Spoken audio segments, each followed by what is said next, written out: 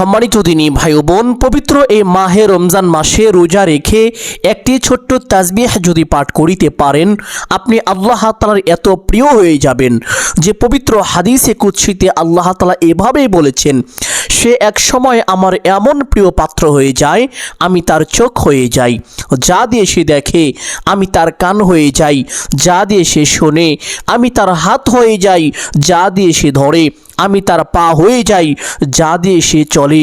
সে যদি আমার কাছে কোনো কিছু চায় আমি অবশ্যই তাকে তা দান করে থাকি। সে যদি আমার কাছে আশ্রয় চায় আমি অবশ্যই তাকে আশ্রয় দিয়ে থাকি। সুবহানাল্লাহ। আল্লাহর নবী সাল্লাল্লাহু আলাইহি ওয়াসাল্লাম রোজাদারের ব্যাপারে পবিত্র হাদিসের মধ্যে ইরশাদ করেছেন যে রোজাদারকে আল্লাহ তাআলা এতটাই বেশি ভালোবাসেন, এতটাই মহব্বত করেন, রোজাদার যখন ইফতার সামনে নিয়ে বসে থাকে আল্লাহ তাআলা ফেরেশতাদেরকে বলে, ও ফেরেশতারা, আমার অমুক বান্দা, আমার অমুক বান্দি তারা খাবার সামনে নিয়ে বসে আছে, তারা খাচ্ছে না কেন, কি সমস্যা তাদের? ফেরেশতারা বলে, হে আল্লাহ, আপনার ওই বান্দা, আপনার ওই বান্দি একমাত্র আপনার ভয়ে খাচ্ছে না। তাদের পেটের মধ্যে ক্ষুধা থাকা সত্ত্বেও কিন্তু আপনার ভয়ে তারা খায় না, কারণ তারা আপনার সন্তুষ্টির জন্য রোজা রেখেছে। সুবহানাল্লাহ। আল্লাহ তাআলা বলেন, ও আমার ফেরেশতারা, আমি আমার ওই বান্দা, ওই বান্দিকে ক্ষমা করে দিলাম। সুবহানাল্লাহ। সম্মানিত দিনী ভাই বোন, আল্লাহ নবী সাল্লাল্লাহু আলাইহি ওয়াসাল্লাম বলেন, রোজাদারের দোয়া আল্লাহ তাআলা কখনোই ফিরিয়ে দেন না। রোজাদার যখন ইফতারের পূর্ব মুহূর্তে আল্লাহ তাআলার কাছে কোনো দোয়া করে, সেই দোয়া আল্লাহ তাআলার আরশে পৌঁছে যায়, সেই দোয়া আল্লাহ তাআলার আরশে গিয়ে কম্পন সৃষ্টি করে, আর সেই দোয়া মহান আল্লাহ তাআলার সাথে সাথে কবুল করে থাকেন। সুবহানাল্লাহ। এই জন্য সম্মানিত দিনী ভাই বোন, পবিত্র এই মাহে রমজান মাসে রোজা রেখে ইফতারের পূর্ব মুহূর্তে এই তাসবিহটা যদি পাঠ করিতে পারেন, কপাল খুলে যাবে, ভাগ্য পরিবর্তন হয়ে যাবে। এই আমল করে আপনি আল্লাহ তাআলার কাছে যা চাইবেন আল্লাহ তাআলা আপনাকে তাই দান করিবেন।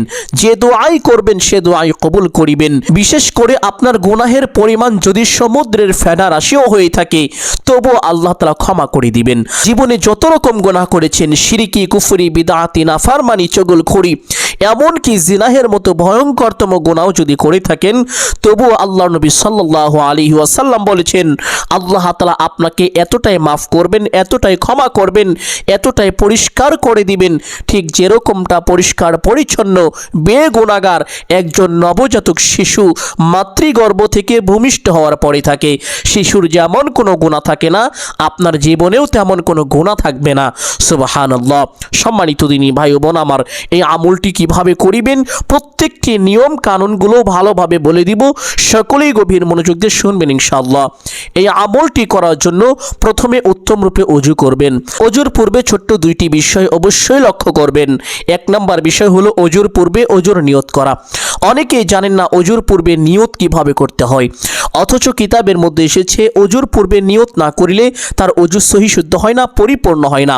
এই জন্য অবশ্যই ওযুর পূর্বে নিয়তটি এভাবে করিবেন। আপনি আপনার মনে মনে সংকল্পনা করিবেন তথা ধারণা করিবেন যে, হে আল্লাহ, আমি এখন আপনার সন্তুষ্টির জন্য ওযু করছি, তাহলে আপনার ওযুর নিয়ত হয়ে যাবে। অতঃপর বিসমিল্লাহির রহমানির রহিম পাঠ করে ওযু আরম্ভ করিবেন। ওযুর প্রত্যেকটি অঙ্গ প্রত্যঙ্গ গভীর মনোযোগ সহকারে ধৌত করিবেন। চুপচাপ ওযু শেষ করে আপনার ডান হাতের শাহাদাত আঙ্গুলটা আসমানের দিকে সোজা করে দিয়ে একটি ছোট্ট কালিমা পাঠ করিবেন। এই কালিমাটি যদি পাঠ করিতে পারেন আল্লাহ তাআলা আপনার উপর অজস্রভাবে রহমত নাজিল করবেন, সর্বপ্রকার বিপদ আপদ থেকে নিজ কুদরতি হাতে হেফাজত করবেন। সুবহানাল্লাহ। শুধু তাই নয়, আল্লাহ নবী সাল্লাল্লাহু আলাইহি ওয়াসাল্লাম বলেছেন, যেই ব্যক্তি ওযুর পরে এই ছোট্ট কালিমাটি একবার পাঠ করিবে, মহান আল্লাহ তাআলা ওই ব্যক্তির জন্য কাল হাসরের ময়দানে জান্নাতের 8টি দরজাই খুলে দিবেন। ওই ব্যক্তি জান্নাতের যেই কোনো দরজা দিয়ে ইচ্ছে সেই দরজা দিয়ে সসম্মানে বিনা হিসাবে জান্নাতে প্রবেশ করতে পারবে, তার জন্য কোনো বাধাই থাকবে না। সুবহানাল্লাহ। এই জন্য সম্মানিত দিনী ভাই বোন আমার, আপনি যদি চান আপনার জান্নাতে যাওয়ার পথ অতি সহজ হোক, সুগম হোক, তাহলে অবশ্যই প্রত্যেক ওযুর পরে ছোট্ট কালিমাটি একবার এভাবে পাঠ করিবেন। আশহাদু আল্লা ইলাহা ইল্লাল্লাহু ওয়াহদাহু লা শারীকা লাহ ওয়া আশহাদু আন্না মুহাম্মাদান আবদুহু ওয়া রাসূলুহু। কালিমাটি পাঠ করা শেষ করে একটি পবিত্র স্থানে চলে যাবেন। গিয়ে নামাজের মধ্যে যেভাবে বসেন ঠিক সেরকম ভাবে বসবেন। বসে প্রথমে একটি ছোট্ট দরুদ পাঠ করিবেন। যেই দরুদের ব্যাপারে পবিত্র হাদিসের মধ্যে এসেছে, আল্লাহ নবী সাল্লাল্লাহু আলাইহি ওয়াসাল্লাম বলেছেন, যেই ব্যক্তি আমি রাসূলের উপরে একবার এই দরুদ পাঠ করবে, মহান আল্লাহ তাআলা সাথে সাথে ওই ব্যক্তির উপরে 10টি রহমত নাজিল করবেন। তাকে বড় বড় 10টি বিপদ থেকে নিজ কুদরতি হাতে হেফাজত করবেন। তার মনের বড় বড় 10টি আশা বাসনা আল্লাহ তাআলার সাথে সাথে পূরণ করে দিবেন। তার আমল নামায় কমপক্ষে 10টি নেকি দান করবেন। তার জীবন থেকে কমপক্ষে 10টি গুনাহ খাতা সাথে সাথে ক্ষমা করে দিবেন। সুবহানাল্লাহ। শুধু তাই নয়, আরেকটি হাদিসের মধ্যে এসেছে, আল্লাহ নবী সাল্লাল্লাহু আলাইহি ওয়াসাল্লাম বলেছেন, যেই ব্যক্তি দুনিয়াতে আমি রাসূলের উপরে যত বেশি দরুদ পাঠ করবে, ওই ব্যক্তি কাল হাসরের ময়দানে আমি রাসূলের তত বেশি নিকটবর্তী হবে। আর আল্লাহ নবী সাল্লাল্লাহু আলাইহি ওয়াসাল্লাম ওই ব্যক্তির জন্য আল্লাহ তাআলার দরবারে সুপারিশ করে ওই ব্যক্তিকে নিরাপদে জান্নাতে পৌঁছে দিবেন। সুবহানাল্লাহ। সম্মানিত দিনী ভাই বোন, আপনি যদি কাল হাসরের ময়দানে আল্লাহ নবী সাল্লাল্লাহু আলাইহি ওয়াসাল্লামের শাফায়াত লাভ করতে চান, তাহলে অবশ্যই উঠতে বসতে চলতে ফিরতে যখনই সময় পাবেন ছোট্ট এই দরুদটি বেশি বেশি পাঠ করিবেন। দরুদটি হলো সাল্লাল্লাহু আলাইহি ওয়াসাল্লাম, সাল্লাল্লাহু আলাইহি ওয়াসাল্লাম, সাল্লাল্লাহু আলাইহি ওয়াসাল্লাম। মহব্বতের সাথে আমলের সময় কমপক্ষে 7 বার পাঠ করবেন। দরুদটি পাঠ করা শেষ করে একটি ছোট্ট ইস্তেগফার পাঠ করিবেন। যেই ইস্তেগফার পাঠ করিলে মহান আল্লাহ তাআলা আপনাকে সাথে সাথে বিশেষ 5টি পুরস্কার দান করিবেন।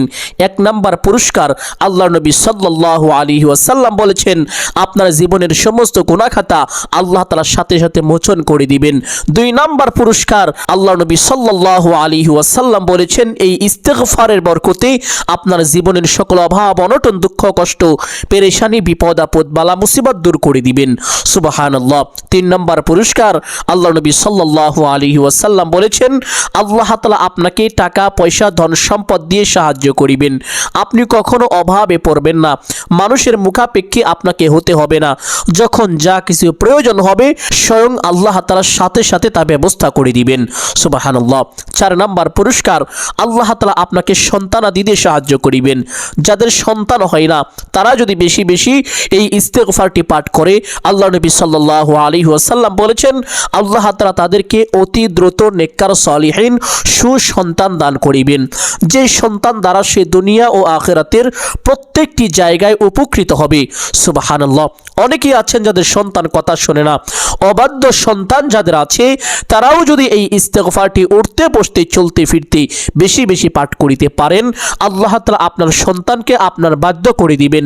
ওই সন্তানকে আপনি যা বলবেন সে তাই শুনবে, উঠতে বললে উঠবে, বসতে বললে বসবে ইনশাআল্লাহ। সম্মানিত দিনী ভাই বোন, 5 নাম্বার পুরস্কার হলো আল্লাহ তাআলা আপনাকে এই ইস্তেগফারের বরকতে নিরাপদে জান্নাতে পৌঁছে দিবেন। আপনাকে কোনো হিসাব দেওয়া লাগবে না, বিনা হিসাবে আপনি আল্লাহ তাআলার জান্নাতে চলে যাবেন। সুবহানাল্লাহ। সম্মানিত দিনী ভাই বোন আমার, এই বিশেষ 5টি পুরস্কার যদি পেতে চান, তাহলে উঠতে বসতে চলতে ফিরতে একেবারে শেষ নিঃশ্বাস পর্যন্ত ইস্তেগফারটি বেশি বেশি পাঠ করিবেন। ইস্তেগফারটি হলো আস্তাগফিরুল্লাহ ওয়া আতুবু ইলাইহি, আস্তাগফিরুল্লাহ ওয়া আতুবু ইলাইহি। সম্মানিত দিনী ভাই বোন, ইস্তেগফারটি আমলের সময় কমপক্ষে 7 বার পাঠ করিবেন।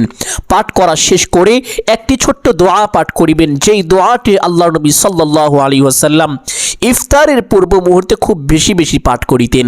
আর এই দোয়াটি যখন পাঠ করা হয়, মহান আল্লাহ তাআলা তার আসমানের সমস্ত দরজা খুলে দিয়ে ওই ব্যক্তির উপরে বৃষ্টির মতো রহমত নাজিল করতে থাকেন। সুবহানাল্লাহ। আর সেই দোয়াটি হলো, ইয়া ওয়াসিআল মাগফিরাতি ইগফিরলি ইয়া ওয়াসিআল মাগফিরাতি ইগফিরলি। দোয়াটি এভাবেও পাঠ করা যায়, ইয়া ওয়াসিআল ফাদলি ইগফিরলি, ইয়া ওয়াসিআল ফাদলি ইগফিরলি। এভাবে ইফতারের পূর্ব মুহূর্তে দুরুদ এবং ইস্তিগফার পাঠ করার পরে দোয়াটি 7 বার পাঠ করিবেন। দোয়াটি পাঠ করার পরে সেই তাসবিহটা পাঠ করিবেন, যেই তাসবিহের ব্যাপারে আল্লাহর নবী সাল্লাল্লাহু আলাইহি ওয়াসাল্লাম পবিত্র হাদিসের মধ্যে ইরশাদ করেছেন, যদি কোনো বান্দা বান্দির গুনাহের পরিমাণ সমুদ্রের ফেনা রাশিও হয়ে থাকে আর সে যদি এই তাসবিহ পাঠ করে, তাহলে মহান আল্লাহ তাআলা তার জীবনের সমস্ত গুনাহ খাতা ক্ষমা করে দিবেন। সুবহানাল্লাহ। আরেক হাদিসের মধ্যে আল্লাহর নবী সাল্লাল্লাহু আলাইহি ওয়াসাল্লাম বলেছেন, 7 আসমান 7 জমিন এক পাল্লায় রাখা হলে, অপর পাল্লায় এই তাসবিহটা রাখা হলে, তাহলে এই তাসবিহের পাল্লাটাই বেশি ভারী হয়ে যাবে। সুবহানাল্লাহ। আর তা হলো সুবহানাল্লাহি ওয়া বিহামদিহি সুবহানাল্লাহিল আযীম, সুবহানাল্লাহি ওয়া বিহামদিহি সুবহানাল্লাহিল আযীম। আমলের সময় কমপক্ষে 100 বার পাঠ করিবেন। এছাড়া রোজা অবস্থায় এবং রোজা ছাড়া যে কোনো সময় উঠতে বসতে চলতে ফিরতে ছোট্ট এই তাসবিহটি বেশি বেশি পাঠ করিবেন। তাহলে কি হবে? 1 নম্বর পুরস্কার গুনাহ খাতা ক্ষমা হবে, 2 নম্বর পুরস্কার প্রচুর পরিমাণ নেকি লাভ হবে, 3 নম্বর পুরস্কার মহান আল্লাহ তাআলা আপনার হায়াত এবং রিজিকের মধ্যে প্রচুর পরিমাণ বারাকা দান করিবেন। যেদিকেই যাবেন আল্লাহ তাআলা সেদিক থেকেই আপনাকে সফলতা দান করিবেন, কল্যাণ দান করিবেন। সুবহানাল্লাহ। সম্মানিত দিনী ভাই বোন, ছোট্ট এই তাসবিহটা পাঠ করা শেষ করে আবার সেই দুরূদটি 7 বার পাঠ করিবেন। সাল্লাল্লাহু আলাইহি ওয়াসাল্লাম, সাল্লাল্লাহু আলাইহি ওয়াসাল্লাম। অতঃপর মুনাজাত করবেন এইভাবে, আলহামদুলিল্লাহি রাব্বিল আলামিন ওয়াসসালাতু ওয়াসসালামু আলা সাইয়্যিদিল আম্বিয়া ওয়াল মুরসালিন। এই 2টি বাক্য বলার পরে আপনার যা কিছু প্রয়োজন সমস্ত কিছু আল্লাহ তাআলার কাছে চাইবেন। চাওয়া শেষ করে একবার বলবেন, হে আল্লাহ, আপনার হাবিবের উসিলা করে আমার দোয়া মুনাজাত কবুল আর মঞ্জুর করে নিন। অতঃপর 3 বার বলবেন, আমিন আমিন আমিন বিরহমাতিকা ইয়া আরহামার রাহিমিন। মুনাজাত শেষ করে একবার পড়বেন সাল্লাল্লাহু আলাইহি ওয়াসাল্লাম। তাহলে সাথে সাথে আপনার দোয়া আল্লাহ তাআলার আরশে আজিমে পৌঁছে যাবে। নতুবা আপনার দোয়া কিন্তু আল্লাহ তাআলার আরশে পৌঁছাবে না, আপনার দোয়া কবুলও হবে না। কারণ হাদিসের মধ্যে আল্লাহর নবী সাল্লাল্লাহু আলাইহি ওয়াসাল্লাম বলেছেন, যেই ব্যক্তি দোয়ার পূর্বে এবং পরে দুরূদ শরীফ পাঠ করে না, ওই ব্যক্তির দোয়া আল্লাহ তাআলার আরশে পৌঁছাইতে পারে না, এমনকি প্রথম আসমানের উপরেও যাইতে পারে না। ওই ব্যক্তির দোয়া আসমান এবং জমিনের মধ্যবর্তী স্থানে ঝুলিয়ে থাকে। নাউযুবিল্লাহ। এই জন্য সম্মানিত দিনী ভাই বোন, অবশ্যই মুনাজাত শেষ করে ছোট্ট দুরূদটি কমপক্ষে একবার হলেও পাঠ করিবেন, সাল্লাল্লাহু আলাইহি ওয়াসাল্লাম। এইভাবে যদি আমলটি করতে পারেন, কপাল খুলে যাবে, ভাগ্য পরিবর্তন হয়ে যাবে। অভাব অনটন দুঃখ কষ্ট পেরেশানি বিপদ আপদ বালা মুসিবত সাথে সাথে দূর হয়ে যাবে। ঋণের পরিমাণ যদি পাহাড় সমান হয়ে থাকে, তবু আল্লাহ তাআলা কুদরতিভাবে তা পরিশোধ করে দিবেন। সুবহানাল্লাহ। সম্মানিত দিনী ভাই বোন আমার, আমি আশা করছি আজকের এই আমলটি আপনাদের সকলের জন্য অত্যন্ত গুরুত্বপূর্ণ এবং উপকারী ছিল। অতএব সকলকে বলবো, সদকায়ে জারিয়ার উদ্দেশ্যে কমপক্ষে একটি হলেও শেয়ার করে দিবেন। যদি আলোচনাটি ভালো লাগে অবশ্যই ভিডিওতে একটি লাইক করবেন, কমেন্টে আমিন বলে দোয়ায় শরীক থাকবেন। সকলের জন্য অন্তর থেকে দোয়া করি, আল্লাহ তাআলা সকলকে ভালো রাখুন, সুস্থ রাখুন, জানে মানে কামায় রুজিতে প্রচুর পরিমাণ বরকত দান করুন। সকলেই বলি আমিন সুম্মা আমিন। আসসালামু আলাইকুম ওয়া রাহমাতুল্লাহি ওয়া বারাকাতুহু।